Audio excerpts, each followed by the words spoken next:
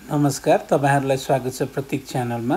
आज हामी बनाउन गइरहेका छौं लाखामारी, जसलाई मासको पिठो अनि चामलको पिठोबाट बनाइन्छ। मजाले हातले माडी माडी यसको सबै बोक्रा निकाल्न हामी सफल भयौं। अब यसलाई चाहिँ हामी मिक्सर ग्राइन्डरमा राखेर पिस्ने छौं। अब हामी त्यसलाई त्यो मासलाई चाहिँ हामी अब मिक्सीमा राखेर मिहिन पार्दै छौं।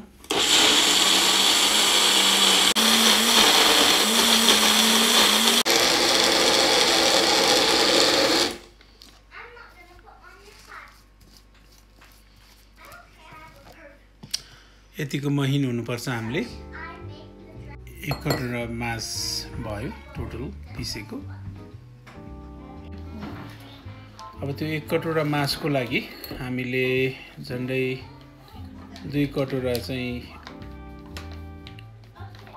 राइस फ्लावर चामलको पिठो लिँदैछौं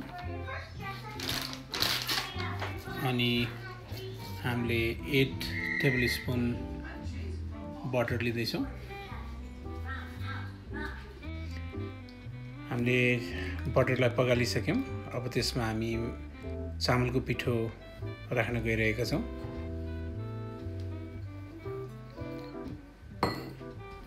अघि भने जस्तै 2 भाग हामीले चामलको पिठो राख्यौं भने 1 भाग चाहिँ हाम्रो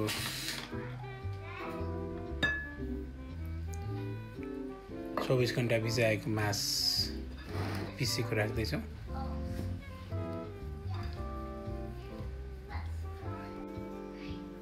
हामीले चाहिँ बुझ्न टाइम लाग्ने भएको भएर हामीले प्रोसेसर युज गरेका छौं।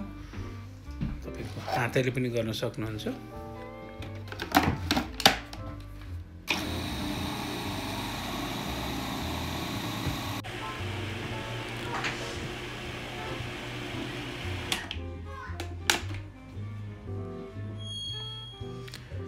यतिको मसिनो भएछ। मिक्स राम्रो भएको छ है। अब यसलाई हामीले यतिकै, किन चामलको पिठो भिजेको थिएन, त्यसको लागि हामी आधादेखि 1 घण्टासम्म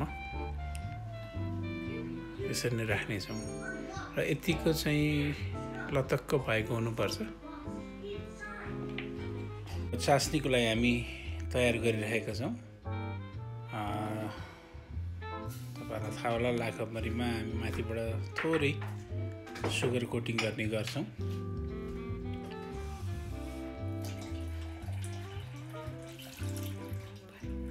जति भयो भने पुग्छ। अब हामी सुगर कोटिङको लागि चास्नी तयार पार्न गइरहेछौं।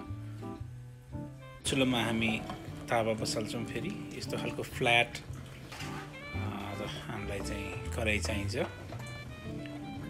जसमा चाहिँ हामी जुलेबी र लाखामारी जस्ता कुराहरू हामीले यति तेल राखेर यसलाई मिडियम हिटमा चाहिँ तताउँछौं। यतिको लेसिलो हुनुपर्छ। हामीले भर्खरै फुड प्रोसेसरबाट निकाल्यौं यसलाई र यसलाई भिज्न पनि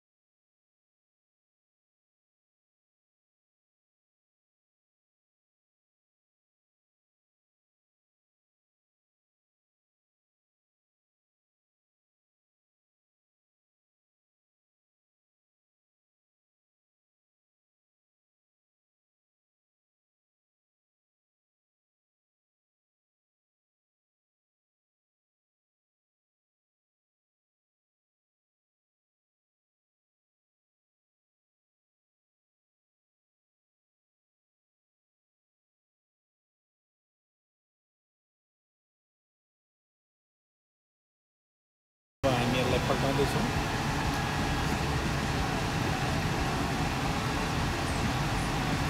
एक साइडबाट यतिकै ब्राउन बनाएर